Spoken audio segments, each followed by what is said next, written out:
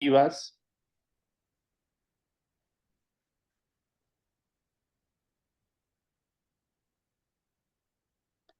Muy bien.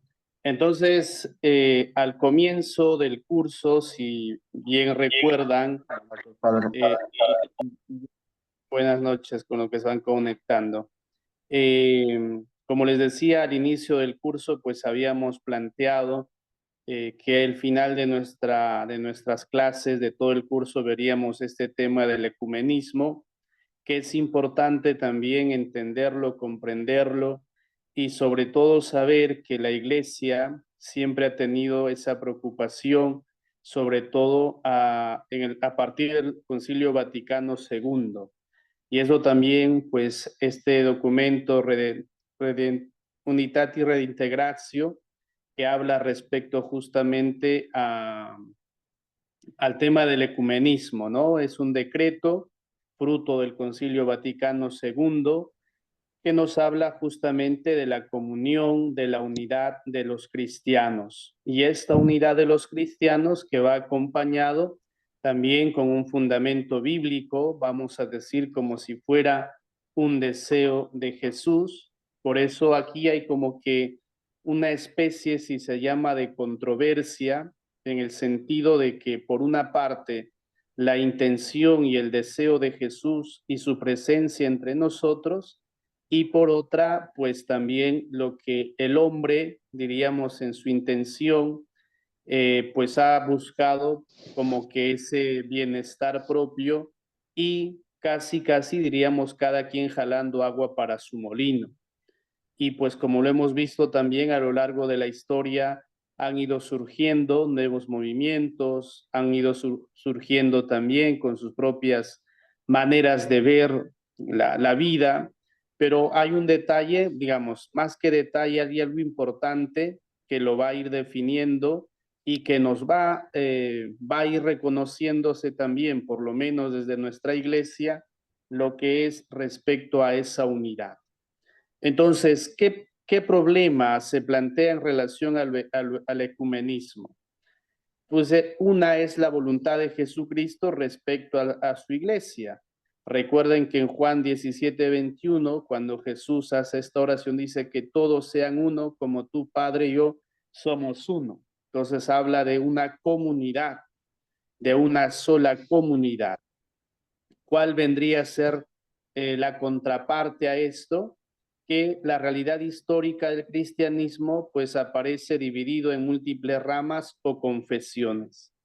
Quiere decir que desde un comienzo, digamos, más que desde un comienzo, que a lo largo de la historia, la realidad ha sido otra. Ha sido una realidad donde cada quien en esa separación, en esa división, ha ido buscando pues sus propios intereses, indudablemente sin perder en cierta manera la base también con lo que corresponde en el ecumenismo.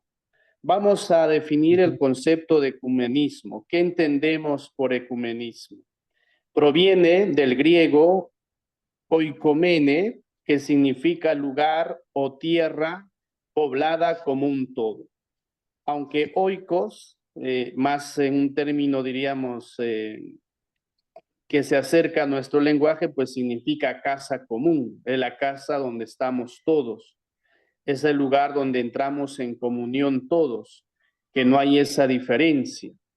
Ahora, en el Nuevo Testamento se entiende la nueva eucomene como la nueva era, implantada por Cristo, una tierra transformada y trascendente. Es lo que nos va a decir Hebreo 2, versículo 5, respecto pues a esa, ¿quién es el que implanta una nueva casa? Cristo. ¿Quién es el que lleva a esa transformación de una tierra nueva? Justamente Cristo. Vino a eso, su misión es ello y en esa misión es la que estamos caminando. Hay un autor, un teólogo, Yves Congar, que habla respecto al tema del ecumenismo lo siguiente.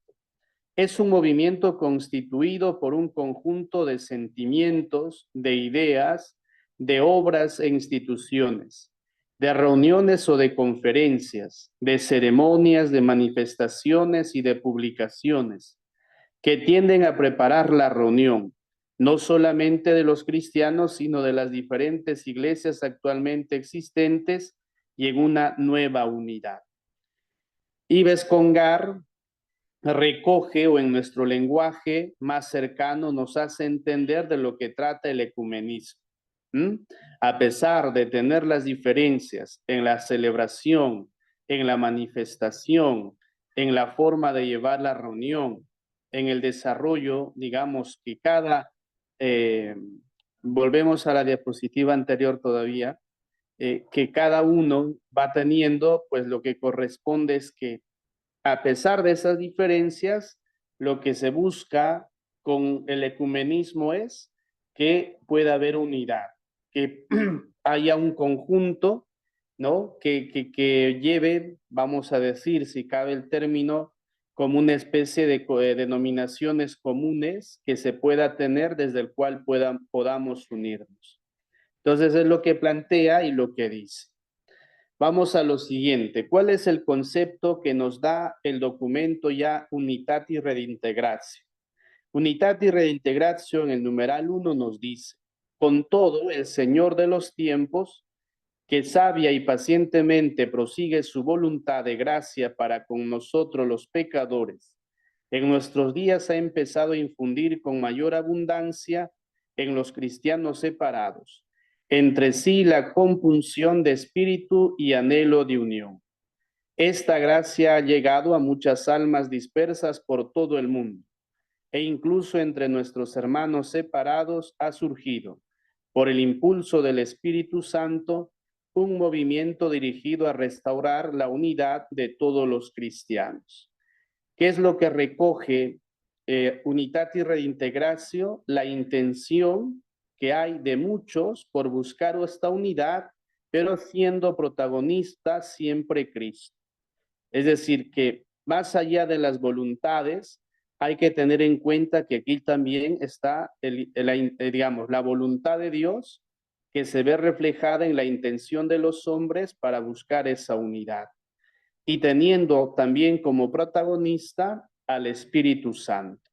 Por eso dice, por el impulso del Espíritu Santo, un movimiento dirigido a restaurar la unidad de todos los cristianos. Y esto es muy importante porque es lo que la historia también ha visto, la historia de la Iglesia como la historia de la humanidad, ha visto no solo como una cuestión, diríamos, de voluntades, sino también como una necesidad. Indudablemente, a la luz de la palabra, en esa búsqueda de que unidos podemos hacer más, parece un cliché, pero es lo que también nos está enseñando este documento, que desde esas voluntades, desde esa unidad, lo que buscamos es la unidad de todos los cristianos.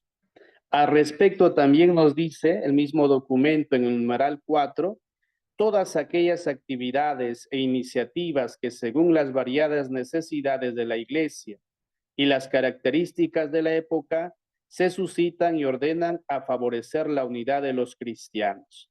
Lo que les decía antes, ¿no? La misma historia, el transcurrir, el paso y los años se ha visto ya no como una,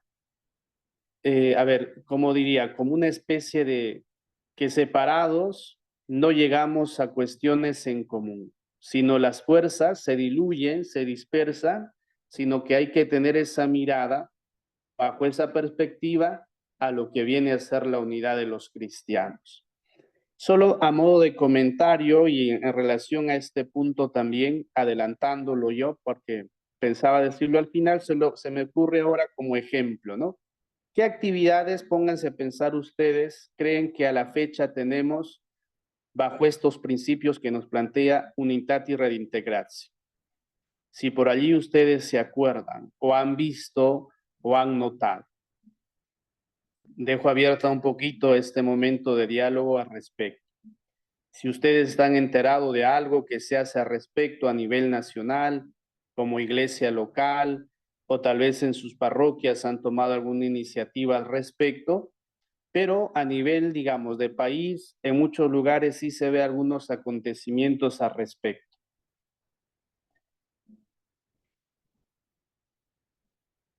Si tienen idea, por ahí han escuchado algo al respecto o no tienen conocimiento. Solo como mención, por ejemplo, todos los 25 de marzo se tiene la oración por la unidad de los cristianos en la celebración de la conversión de San Pablo. Allí se tiene esa unidad de los cristianos, se reúnen el obispo, los obispos que llevan esta tarea con las otras iglesias cristianas, evangélicas, pentecostales, que tienen esa apertura en relación pues a buscar esa unidad. Luego también ustedes habrán visto, por ejemplo, la Marcha por la Vida. En la Marcha por la Vida, en algunas ciudades como Arequipa, Lima, Cusco, en el norte del país también se realiza, pues justamente donde se participan católicos, católicos cristianos, cristianos evangélicos, cristianos pentecostales. Fíjense, desde allí, ¿cuál es la prioridad? Defender la vida. Luego también está hace unos años atrás, cuando había todo este tema de que se querría implantar en el currículo de educación el tema de las ideologías de género. No sé si vieron o recuerdan la marcha que se hicieron, No te metas con mi hijo. Por ejemplo, ese tipo de acciones fueron promovidos por ellos, por los evangélicos. Entonces, cosas así, pues como digo, han sido que la misma historia nos lleva a buscar esa unidad. Circunstancias como también épocas de violencia. Cabe mencionar, por ejemplo, que en la época del terrorismo también han fallecido, han sido asesinados muchos pastores evangélicos.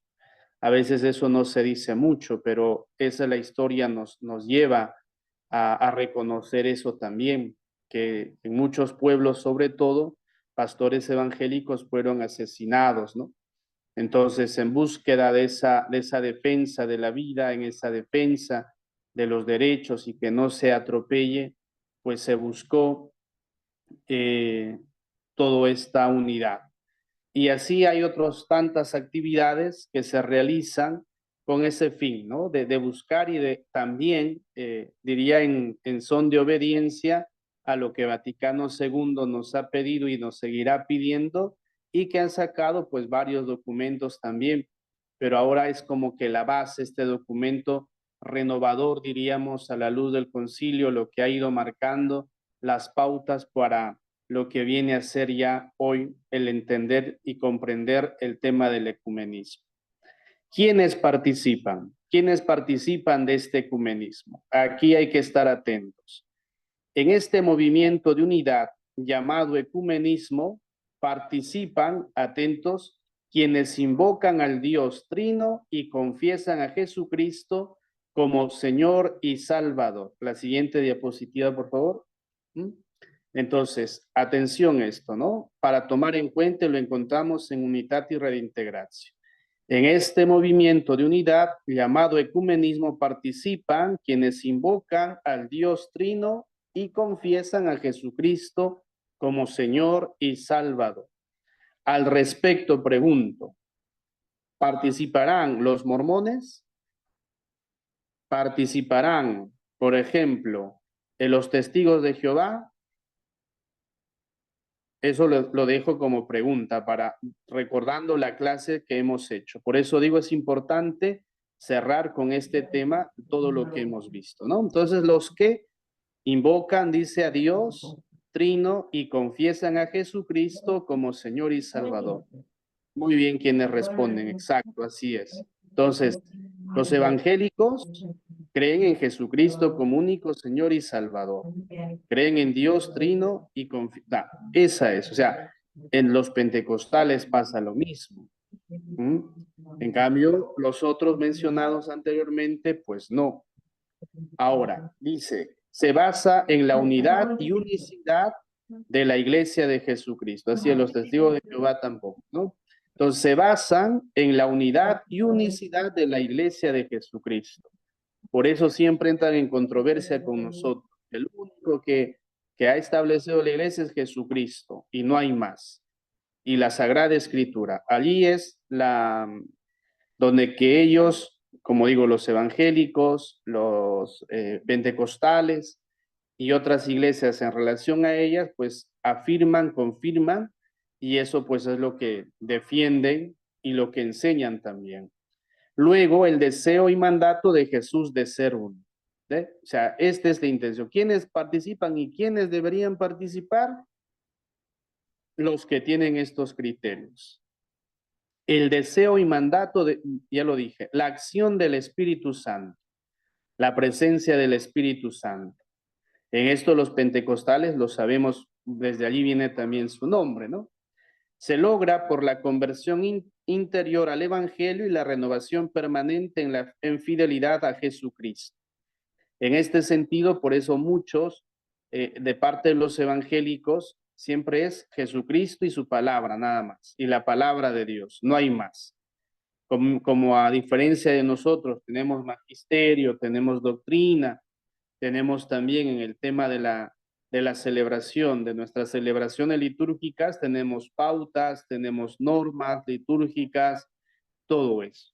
Pero ellos, como lo hemos visto en las clases, pues nada que ver. ¿Qué formas o qué tipos de ecumenismo vamos guardando? En la siguiente diapositiva. Hay un ecumenismo doctrinal.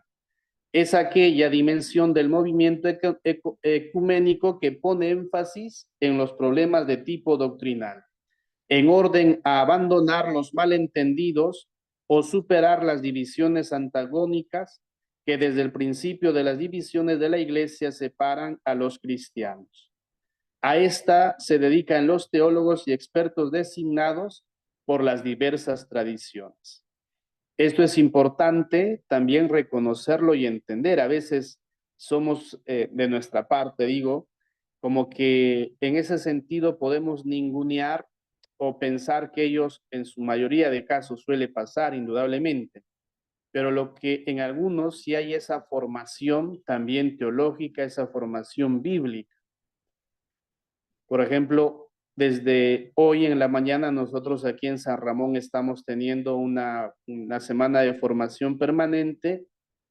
Estamos ahorita con el tema de Biblia y veíamos distintas versiones de la Biblia, entre ellas algunas como Reina Valera, como por ejemplo también Dios habla a su pueblo, hay una Biblia o Dios habla al pueblo, por ejemplo, que son trabajo de conjunto, es decir, entre evangélicos y católicos, es decir, entre especialistas. ¿Mm? No es cualquiera que va y dice, yo tengo esto, no, también hay una preparación, hay una formación por su lado, y ellos pues han aportado mucho a ello, ¿no? Y esto también, si remontamos a la historia, lo hemos visto en los movimientos, digamos, en los grupos evangélicos que fueron llegando al Perú en sus comienzos, ¿no? Por 1800 y tantos. Recordábamos a todos los personajes que han marcado pues esos inicios de las iglesias evangélicas aquí en Perú, que muchos venían, perdón, o venían de Europa o venían de Europa, pero por Estados Unidos con ese son de misión. Entonces, para entender también que en esa comunión implica identificar y reconocer su aporte en estos aspectos. Luego hay un ecumenismo espiritual, un ecumenismo pastoral, un ecumenismo social. Al respecto, al tema espiritual, se han dado cuenta que ellos hacen sus vigilias. Nosotros hacemos nuestros retiros. Ellos hacen, por ejemplo, sus encuentros, no le llaman de adoración, sino les llaman pues de esa manifestación, de esa euforia, que lo viven de esas que congregan a más iglesias de esa misma línea para celebrar. Luego ecumenismo pastoral, como bien saben muchos de ellos van con Biblia en mano a tocando las puertas a tratar a invitar a que participen de lo suyo. Nosotros también en ese sentido hacemos una tarea pastoral en el ámbito de la catequesis, en otros ámbitos, que estamos también. Luego, en el ecumenismo social, no solo nosotros hacemos labores sociales, ellos por su parte también lo realizan. Si recuerdan, o si se dan cuenta, ellos también pues van desarrollando todo este punto. No sé si les comenté en clase, pero en una ciudad que estuve y pues tenían todo, casi una manzana o media manzana bien distribuido digamos, estas áreas, ¿no? La parte formativa, el tema espiritual, el tema pastoral, el tema social. Era sorprendente cómo ellos se habían reunido en ese sentido. Bien, ahora vamos, ¿qué principios plantea Unitatis Redintegratio respecto al tema del ecumenismo? Primero, la oración de Jesucristo, como les decía, que todos seamos uno, como el Padre, y tú y yo somos uno, nos dice en Juan. Luego, un solo Señor, una fe y un bautizo. Recuerdan que ellos también tienen su bautizo a su forma, en sus formas, pero van acompañada de la fe y creen en Dios.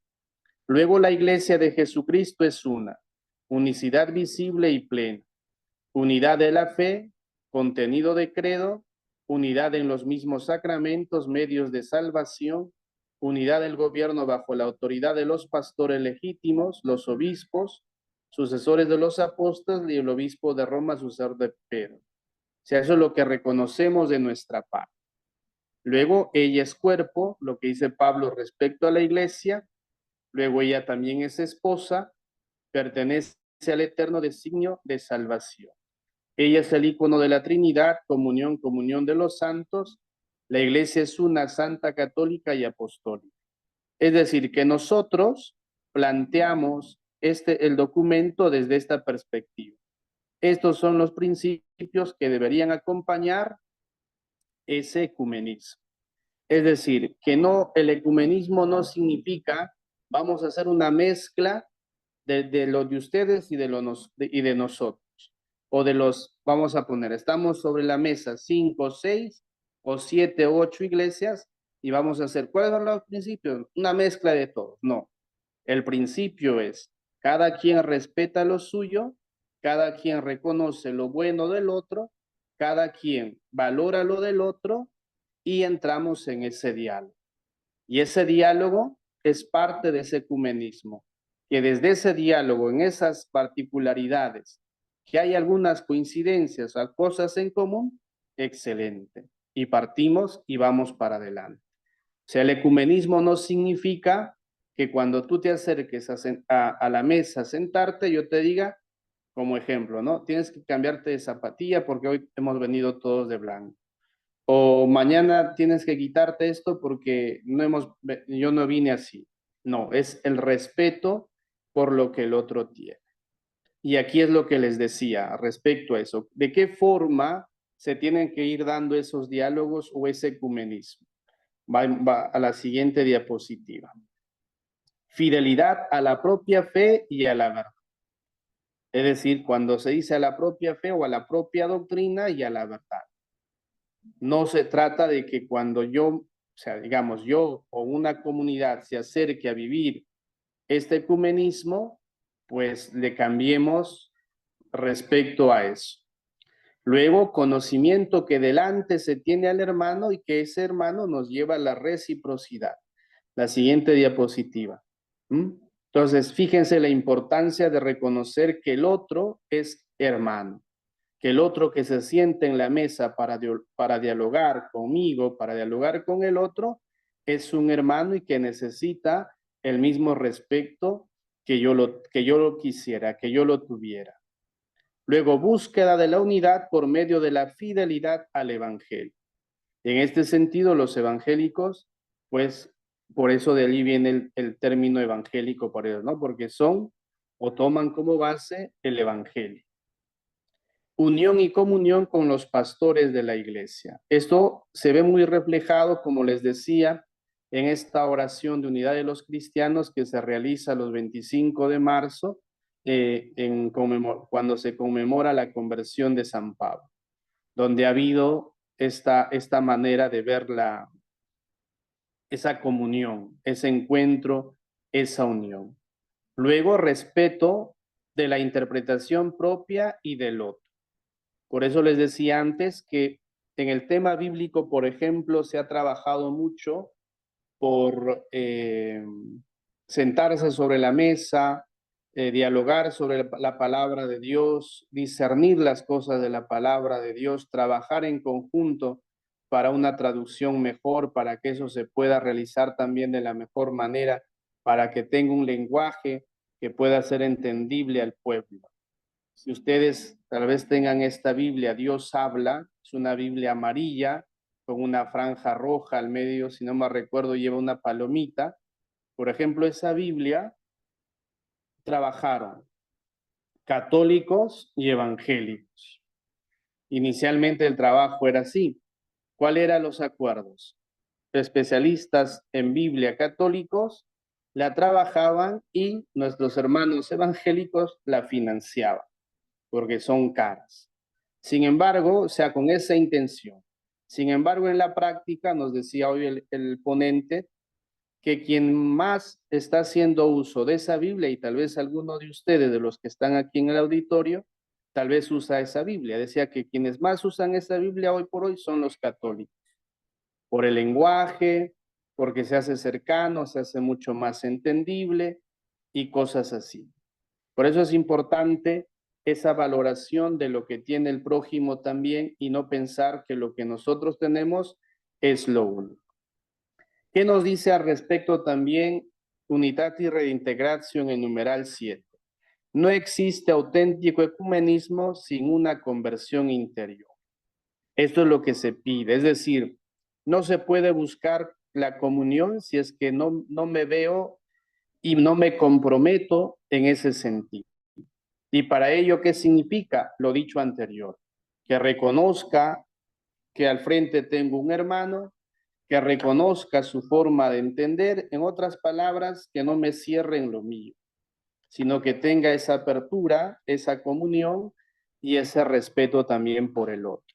Y esto creo que ustedes lo podrían decir porque lo han vivenciado más de cerca cuando han tenido que ir a hacer sus encuestas, cuando han tenido que entrar en ese diálogo con el otro. No han ido con el afán de decir, no, la mía es mejor, la tuya no es mejor, sino de saber un poquito más de ella. Eso ha sido otro de los propósitos del trabajo, que ustedes tengan un contacto mayor, que seguramente lo tienen a veces por la familia, por los amigos o por los vecinos, pero sabemos qué son, sabemos que participan de su iglesia, sabemos que tienen sus reuniones tales días, hasta ahí hemos llegado. Pero ahora, ¿qué han hecho ustedes? Entrar en ese diálogo. Por eso habla de esta conversión interior, que me quite los prejuicios para entender mejor a la otra parte. Que no sea como, repito, ¿no? Con esa resistencia o con esa indiferencia al otro, sino saber también su forma de. Por eso, Unitatis Reintegratio en el 11 dice, la fe católica de ninguna manera se convierta en obstáculo para el diálogo con los hermanos.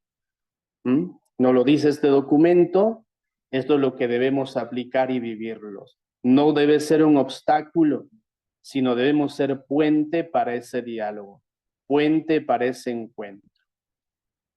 Al respecto también nos dice, imprime el espíritu de caridad y no de rivalidad. Qué importante. Lo valioso que nos hace recordar este documento. Imprime el espíritu de caridad y no de rivalidad.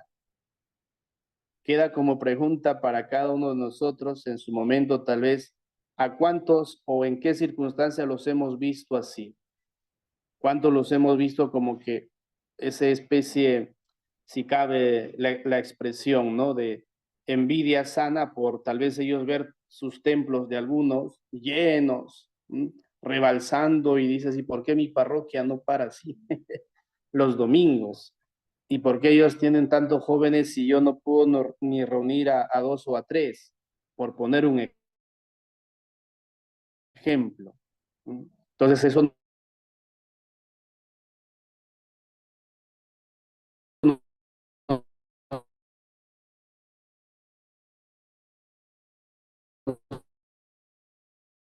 poder llevar esa rivalidad. Disculpen, se fue creo la señal. El documento nos está recordando y nos está diciendo, pues, esta es la importancia, ¿no? De no ver al prójimo como si fuera un enemigo. Ahora, a la luz de, voy a tomar un poquito, repito, del trabajo que han ido haciendo a respecto, por ejemplo, qué cosas de valiosa han sacado, que seguramente esté en su trabajo. No lo he leído, al final le daré un comentario al respecto. No he leído en su totalidad, pero fíjense, esto es lo valioso, ¿no? Por eso nuevamente nos repite, promover la restauración de la unidad entre todos los cristianos es uno de los fines principales que se ha propuesto en el Sacrosanto Concilio Vaticano II. Restaurar la unidad entre todos los cristianos. Restaurar la unidad entre todos los cristianos significará que todos pensemos igual, que todos volvamos a los comienzos, no, porque el camino ya está hecho, sino en ese respeto, en esa caridad y desde ese diálogo, quitando de encima cualquier tipo de obstáculo. Eso es importante. ¿Qué nos dice una vez más y más extenso en Unitatis Redintegratio 4? Este sacrosanto concilio exhorta a todos los fieles católicos, atentos, a que reconociendo los signos de los tiempos, cooperen diligentemente a la empresa ecuménica, con gozo reconozcan y aprecien en su valor los tesoros verdaderamente cristianos que, procedentes del patrimonio común, se encuentran en nuestros hermanos separados. La pregunta dice, ¿se van a pelear con los otros? No. ¿Se van a poner a discutir quién tiene la razón, quién tiene la verdad? No.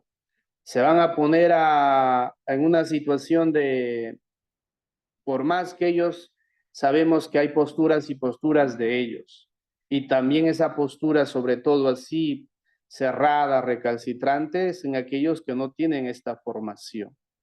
Pero en aquellos que tienen formación, reitero a la experiencia que han tenido ustedes, como que son más criteriosos, más aperturados, no ven esas diferencias, no pasa nada de eso. Entonces, eso es importante. Nuevamente leo para que se nos quede a pesar de lo que vamos a tener en material, ¿no?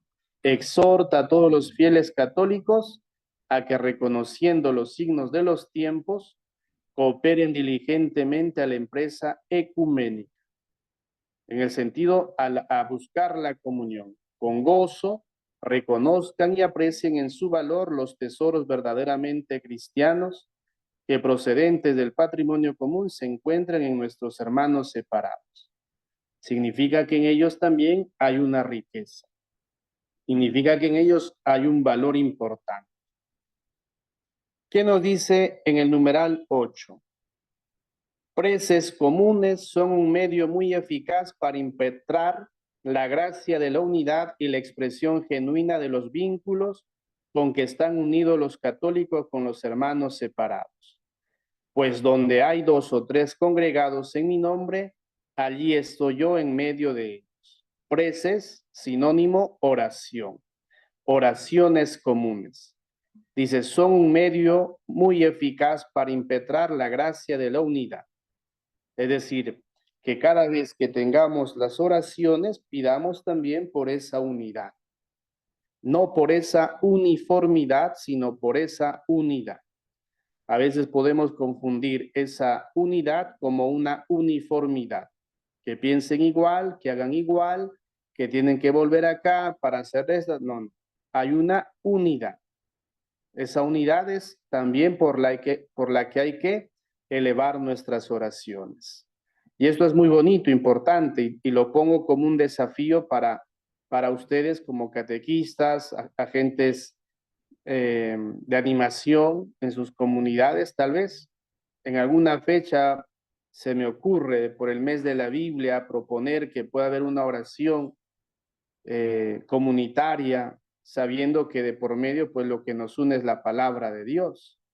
En muchos lugares se ha dado, recuerdo en otras parroquias, cuando yo todavía era seminarista, había quienes promovían estas semanas bíblicas en septiembre con la participación de evangélicos, de pastores que leían muy bien, que entendían y comprendían muy bien sobre esto. Recuerdan, les envié un video sobre los pentecostales de un pastor Bernardo.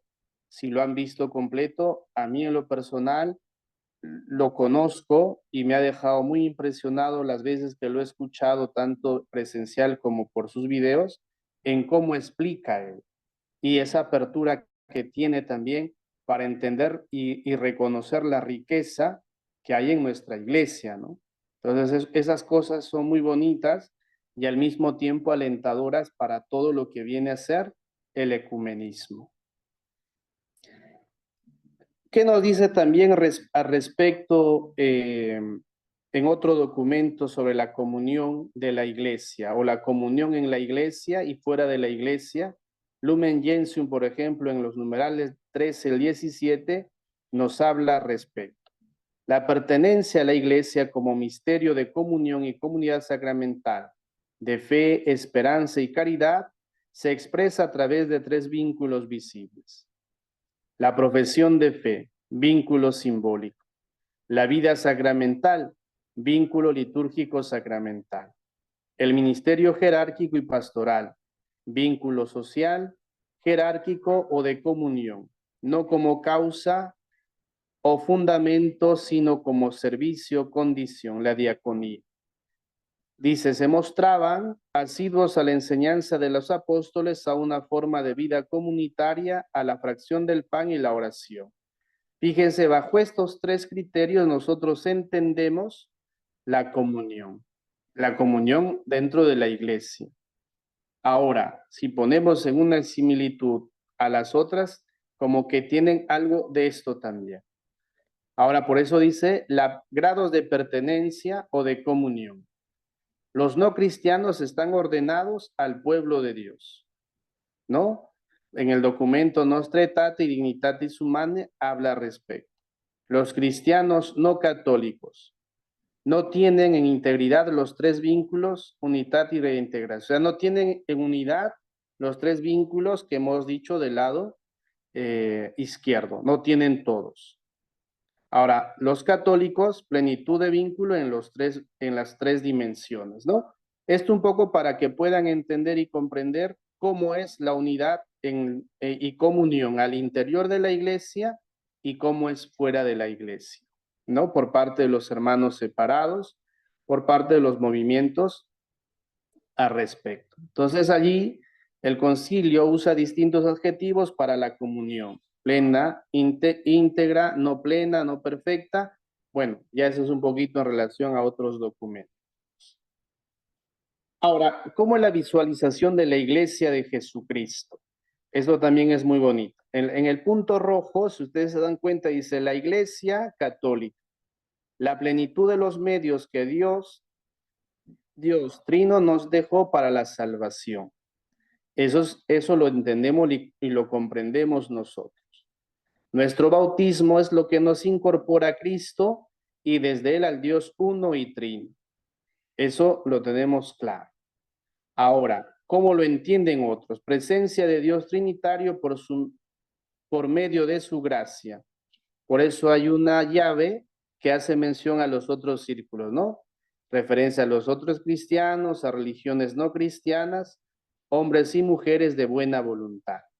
Esto un poquito quisiera explicarlo cayendo en cuenta lo que es el seguimiento a Jesús.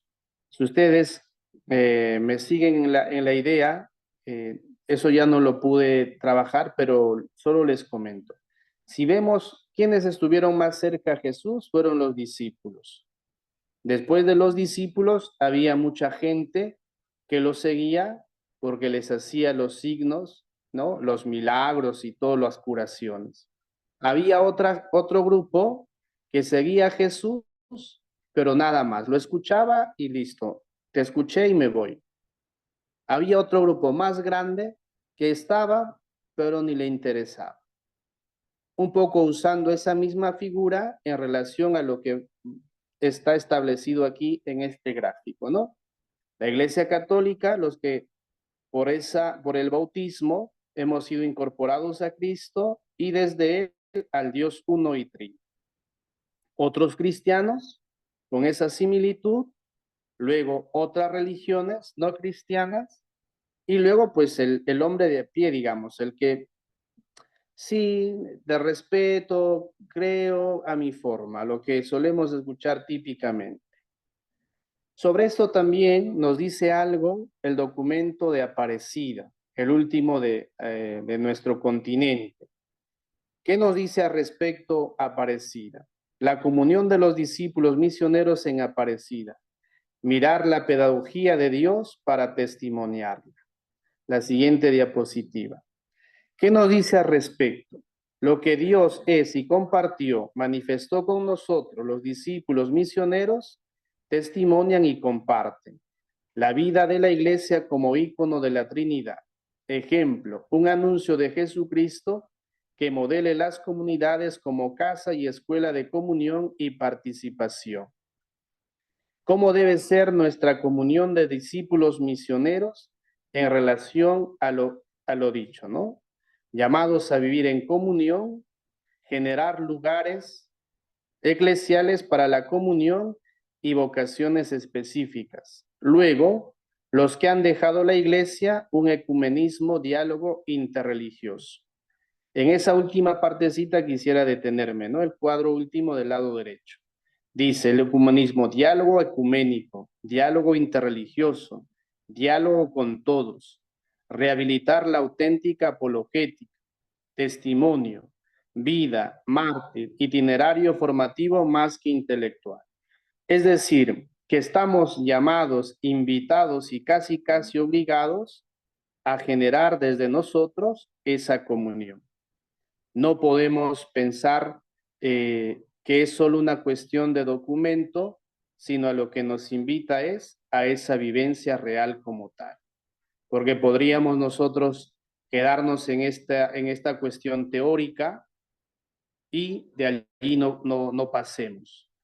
¿Mm? Entonces, estamos invitados a ello. Y sobre todo, y esto lo que me ha llamado mucho la atención de Aparecida, lo cual por eso lo planteo, es que sea testimonio. Nuestro ecumenismo tiene que ser testimonial. No es un ecumenismo solo teórico, que ya lo sé en lo que significa y lo que está y de ahí no pasa nada. No, desde ahora en adelante, por eso también una de las razones para que llevemos el trabajo, diríamos, el trabajo final ha sido eso, ¿no? Que generemos ese encuentro, que generemos ese puente, que establezcamos ese diálogo con ellos. Y para terminar, habla la eclesiología de comunión y los discípulos misioneros. Cuando habla de eclesiología, dice una iglesia de comunión, una iglesia en comunión. ¿Qué es lo que nos dice al respecto bajo estos tres principios? ¿No? La iglesia de la Trinidad, misterio de comunión, sacramento de salvación, comunión y misión. Aquí las preguntas, lo que hemos visto con anterioridad. Si por una u otra forma se busca la salvación, pues eso es lo que se respete en el otro y no tanto como generar esa discrepancia en relación a ello. Nuestra salvación, en nuestro caso, lo hacemos de manera sacramental. En el caso de los evangélicos y los hermanos separados, como sabemos, lo hacen a través de la palabra de Dios y nada más. Su fundamento de la palabra de Dios, lo que diga, y desde allí se rigen, desde allí se manejan. Entonces, tal vez ellos, a comparación nuestro, si cabe, o tal vez con temor a equivocarme, están más al día en esa lectura de la palabra de Dios. A veces nosotros nos recordamos tan solo para la catequesis, si tenemos que dar un temita, si tenemos que, no sé, preparar mi catequesis del domingo, allí, o cuando voy a misa. Pero después a veces no somos muy asiduos a la palabra de Dios. ¿Cómo es la comunión de los discípulos misioneros en la iglesia? Todo se origina en el encuentro con Jesucristo y la vocación a la santidad, como les decía, ¿no? Y luego, llamados a vivir en comunión y misión como reflejo de vida trinitaria.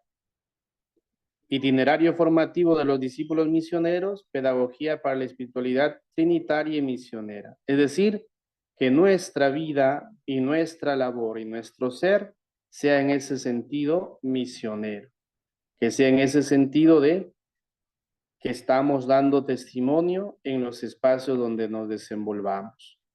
Que podríamos hacer mucho más, seguramente que podríamos hacer mucho más. Que podríamos realizar mayor, que podríamos desarrollar mayores formas hoy por hoy, seguramente saldrá desde nuestra iniciativa si es que así la tenemos. Por eso es importante, queridos hermanos, todos los que estamos participando y los que han participado en el curso, pues ha tenido este fin de no solo conocer para saberlo como historia o como teoría, sino para saber que a pesar de esas diferencias, a pesar de esas particularidades, podemos unirnos y podemos caminar juntos. ¿Mm?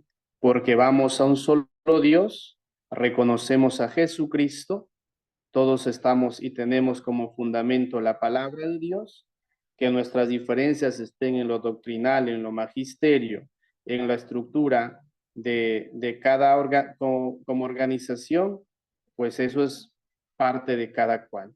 ¿Mm? Entonces, esto es importante y con esto quería cerrar el curso. Espero que hayan entendido, a menos que haya alguna pregunta de por medio.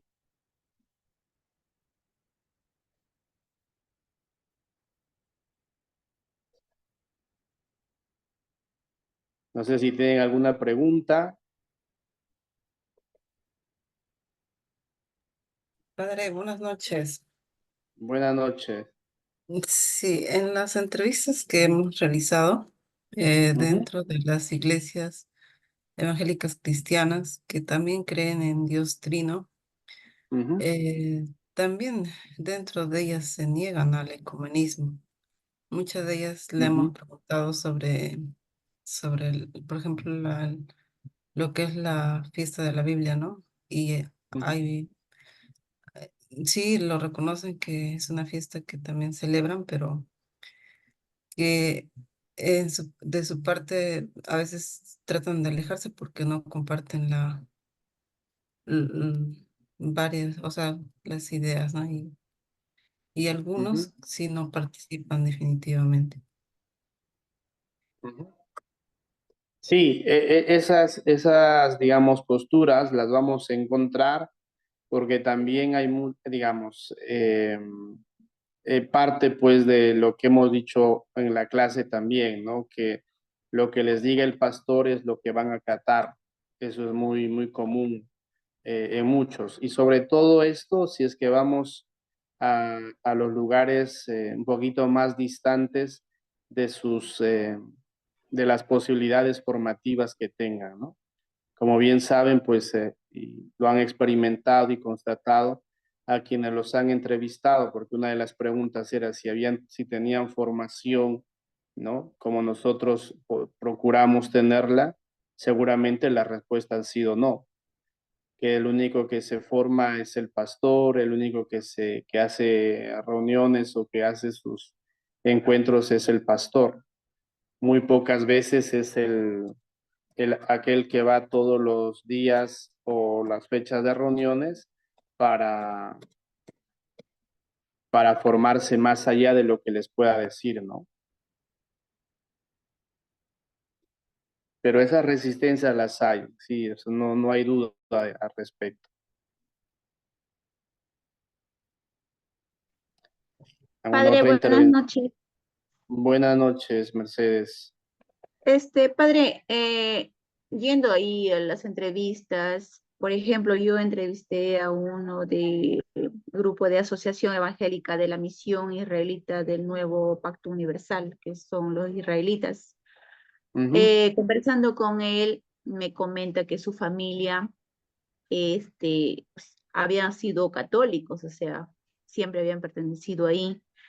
ujú, Pues, y sacando una conclusión, padre, o sea, esto prácticamente se radica a estas separaciones porque de repente como nosotros como católicos no llegamos a la gente como ellos sí lo hacen, o sea, van a diferentes lugares, están pendientes de su rebaño, digamos, ¿no? A veces de pronto tú llegas a una familia que en ese momento tanto ha necesitado y es por eso que a veces se cambian de religión, Ujú.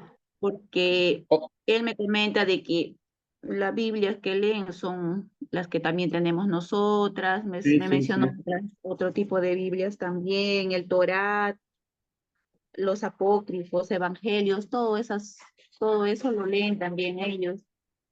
Ujú, Entonces, yo sacando, ¿no? O sea, una conclusión, digo, es por eso, por lo que nosotros de repente vivimos muy, en un núcleo muy así, muy ajeno a lo demás, es que suceden todas estas separaciones.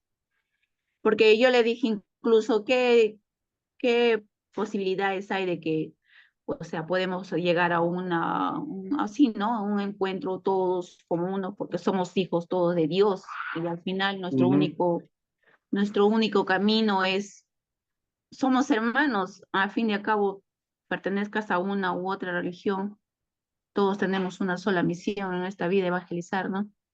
Y me dice ujú, que ellos no tienen ningún problema, más bien que nosotros somos los raros que le miramos a ellos por su vestimenta y todo. ujú. Me comentaba que tenía tipos de amistades de diferentes religiones, o sea, a veces nosotros vivimos encerrados en lo que pensamos, ¿no? Pues, ¿no? Y no abrimos. Y fue muy interesante todo esto, padre, porque vas conociendo en sí a la persona como es, no es como lo ves. Eso Sí, sería sí, mi... sí, y gracias Mercedes por tu apreciación y por tu análisis. Y eso también es importante, ¿no? Seguramente en este trabajo, desde esa cercanía que has mencionado, pues se han quitado algunos prejuicios que solemos tener, algunos prejuicios que nos hemos hecho, que nos la han hecho creer, y por lo tanto los hemos visto así de lejitos o los hemos visto medio, como decimos, medio chuecos, ¿no? Desde esa extrañeza en el caso de los israelitas por su ropa, eh, pero hay eso y justamente el propósito del trabajo ha sido eso, de que se pueda notar esa cercanía, que es posible entablar una relación que en algunos van a encontrar, como ha pasado, como mencionaba la hermana anterior, más resistencias, pero cuando se va tendiendo puentes, se va viendo que eso es posible, que no es una cuestión cerrada, que por encima de ello, pues reconocernos, como alguna vez me decía algún evangélico, ¿no? Padre, estamos bajo el mismo cielo, nuestros pies están sobre la misma tierra, creemos en un solo Dios y creemos que Él es Padre de todos nosotros, ¿no? Y me gustó esa mirada o esa reflexión que me hacía. Y a veces nosotros estamos pensando como que la salvación solo es mía o tiene que ser solo, pues, que se da solo aquí dentro, ¿no? Cada quien tiene su forma, pero entablar ese diálogo es muy bonito, muy, muy, muy enriquecedor y espero que les haya sido así en este trabajo que hemos desarrollado. Si hay alguna otra intervención,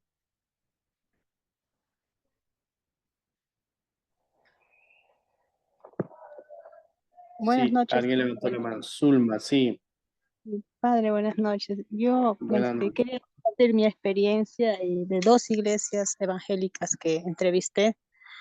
Me Ujú, llamó la atención una que se ha creado hace recién 2 años y, ya, y tiene 11 participantes, ¿no? Entonces, a diferencia, ¿no? de las otras, de la otra iglesia evangélica, pues que tiene una mayor trayectoria y tiene más de 100 participantes, ¿no? Entonces, lo que me ujú, llama la atención es que cada vez se van creando, ¿no?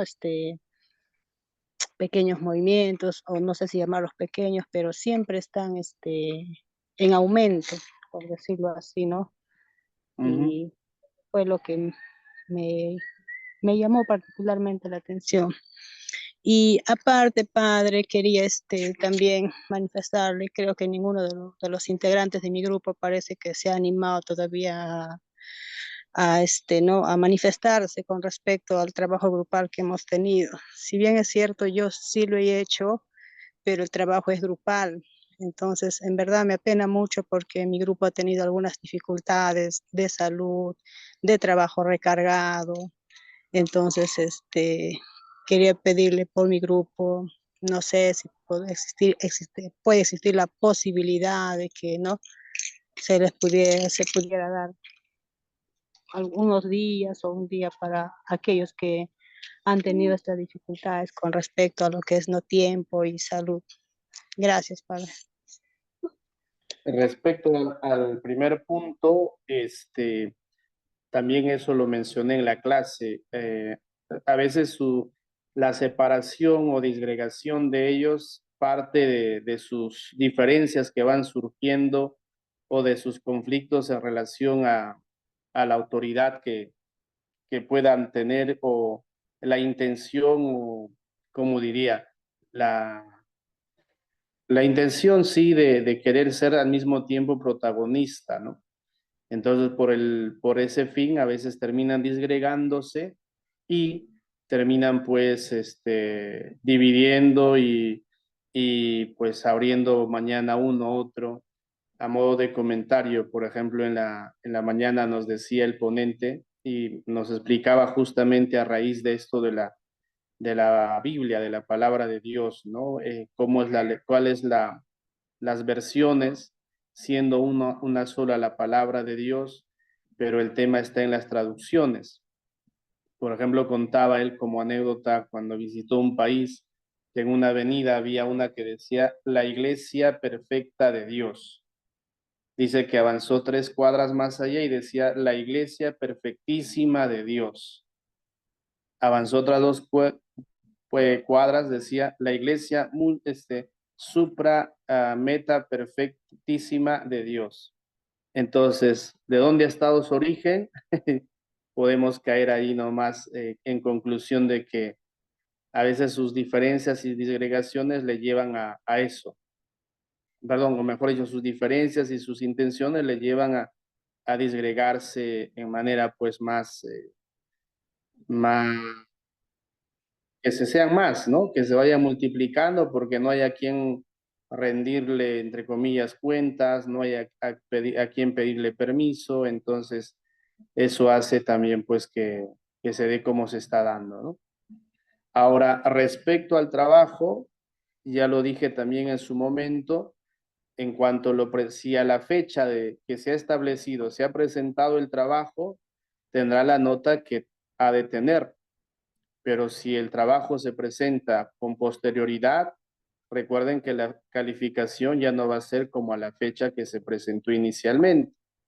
Eso también para que lo tengan en cuenta. O sea, ustedes pueden enviar su trabajo si creen y les parece por X razones a fin de año, siendo un poco exagerados. Y a mí me piden revisar, corregir ese trabajo porque yo me olvidé o porque ya terminó el curso y cerré la plataforma, si me piden, lo haré en función al tiempo y a eso, en función a ello, también irá la nota, ¿no? Entonces, para que eso también lo tengan en cuenta y tengan como consideración, porque aquel que se ha esforzado y procurado, o aquellos que han procurado presentar en la fecha indicada, también con sus circunstancias y sus apuros, pues merecerán la nota que deben de merecer. Y si lo presentaron 1, 2, una semana, 3 semanas después, repito, quedará la nota que tenga que quedar. Ujú. Sí, eso. Gracias, padre. Muy Padre, bien. disculpe, con respecto al trabajo, nosotros en Pango hemos hecho de forma grupal, pero al momento de enviar el trabajo, bueno, en esta parte como ya hemos enviado casi, bueno, ya pasando la hora, unos minutos, algunos han enviado después por falta de internet, que ya era muy noche. ¿Se Ujú. puede considerar la nota de la primera persona que ha enviado? Sí, a ver, eso también es otro detalle y creo, no sé si lo dije, pero lo aclaro y me parece buena el comentario. Si han enviado, por ejemplo, si es un trabajo grupal, con que me envíen, digamos, en una sola dirección, por decirlo así, con la carátula donde estén los nombres de todos, suficiente. Porque he visto en algunos, por ejemplo, de Villarrica, voy a poner de ejemplo de Villarrica. En Villarrica, por ejemplo, me han enviado, todos me han colgado en la plataforma, cada uno como si fuera un trabajo personal, sabiendo que al inicio está el nombre de todos. ¿Qué hago? Yo ya me entiendo cómo los corrijo y les voy a poner la nota a todos. Pero imagínense, si hay un video de 10 minutos que pesa no sé cuánto, en descargar uno por uno, sabiendo si este, en lo personal, no sé de qué parroquia es, pero tengo que revisar, luego me sale, es de Villarrica. ¿Cuándo me sale eso? Cuando abro recién el trabajo, o el PPT, o abro el video. Entonces, imagínense, se me carga la laptop de tantos videos. Entonces, eso también, ya he visto que algunos lo han enviado así, ya le he echado un ojo a los trabajos, ¿no? Entonces, era solo que me suba uno con los nombres de todo y cuando llegue a esa dirección del alumno, ¿qué hago? Corresponde la nota nada más.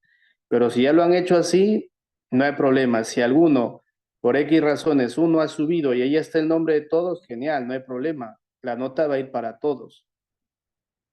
Sí, o sea, eso no es problema. Porque ya ha habido casos como Villarrica, reitero, la parroquia de Villarrica, creo que son 5 o 6.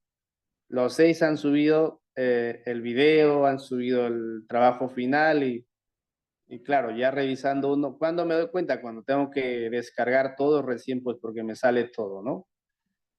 Eso. Entonces no hay problema quien hizo la intervención. Si alguien de tu grupo envió antes y está el nombre de todos, no pasa nada, la nota va para todos. Sí, Ujú. porque sí le hemos enviado, bueno, sí le han enviado a cada uno en diferentes horas por el tiempo, le decía. Quizás en comentarios le puedo poner ahí, ¿no? Que es el trabajo grupal, ¿no? En comentarios para que ¿De qué parroquia es? de San Martín de Panguá. Ya pónmelo en el comentario o aquel que lo ha subido todavía lo puede poner y decir, somos a tales, porque me imagino en la carátula está el nombre de todos. Sí, sí está. Ujú. Eli, una cosa es que yo revise el trabajo a ojo de buen cubero y otra cosa es que me detenga a revisar como ya para poner nota. Sí, eso es lo que digo. O sea, he revisado así de refilón algunos, no todos, y no he puesto nota porque ahora ya, cuando me siente y me ponga a leer, me ponga a analizar, ahí ya vendrá la nota. Sí. Ujú. Suele ser eso un poquito mi metodología. No es que revise y al toque ponga la nota, no. Me doy mi tiempo para analizar y para que el Espíritu Santo me ilumine y para ver a quiénes elimino. No, eso es una broma. Este, sí, es que con calma, ya una vez, porque lo bueno de la plataforma es que te pone, que te dice en qué fecha han enviado el trabajo, ¿no? O sea, por ese lado no hay problema. Sí, bien, entonces, si no hay mayor cosa, pues de mi parte agradecerle su atención, agradecerle su disponibilidad. Espero que lo compartido les haya ayudado un poquito en ver, digamos, a nuestros hermanos de otras iglesias de una manera ya distinta, que haya enriquecido lo que ya sabían, lo que ya conocían al respecto y que el trabajo final pues ha sido más con ese propósito de poder entrar en contacto, en diálogo con ellos y que también quede como una experiencia para ustedes y que si lo hecho les sirve en algún momento, los inspira a hacer algo más, pues puedan tener los canales y ya los contactos con ellos también para que puedan proponer algo y pueda ser también, repito, un testimonio para todos. Les agradezco su atención, les agradezco también su esmero, su preocupación. su interés por aprender y por seguir formándose, y de por medio y a través de ustedes también a sus párrocos, pues que hacen posible que tengan estos espacios formativos y animen a sus demás hermanos de parroquia para que se sigan formando y para que se animen y para que sepan que también en nuestro vicariato tienen un espacio formativo que es para bien. ¿Sí? Gracias y terminamos el curso y todo pidiendo y dejándonos en las manos del Señor también. En el nombre del Padre, del Hijo y el Espíritu Santo. Amén. Le agradecemos a Dios por todo cuanto nos concede, por habernos permitido acercarnos, por habernos permitido conocernos y conocer las realidades, lo poco de nuestros hermanos, y que esos encuentros hayan sido fructíferos, y para reconocer en el prójimo también la presencia de Dios y su acción a pesar de nuestras diferencias. Le agradecemos al Dios de la vida, a Dios que es Padre de todos nosotros, diciendo juntos: Padre nuestro que estás en el cielo, santificado sea tu nombre. Venga a nosotros tu reino. Hágase tu voluntad en la tierra como en el cielo. Danos hoy nuestro pan de cada día. Perdona nuestras ofensas como también nosotros perdonamos a los que nos ofenden. No nos dejes caer en la tentación y líbranos del mal. Y a nuestra Madre, la Virgen María, Reina de la Sabiduría, Madre nuestra, le decimos: Dios te salve María, llena eres de gracia, el Señor es contigo. Bendita tú eres entre todas las mujeres y bendito es el fruto de tu vientre, Jesús. Santa María, Madre de Dios, ruega por nosotros los pecadores, ahora y en la hora de nuestra muerte. Amén. Gloria al Padre, al Hijo y al Espíritu Santo, como era en el principio, ahora y siempre, por los siglos de los siglos. Amén. Amén. Que el Señor los bendiga y los acompañe siempre en sus quehaceres y en su caminar diario. Gracias, buenas noches, paz y bien. Buenas noches.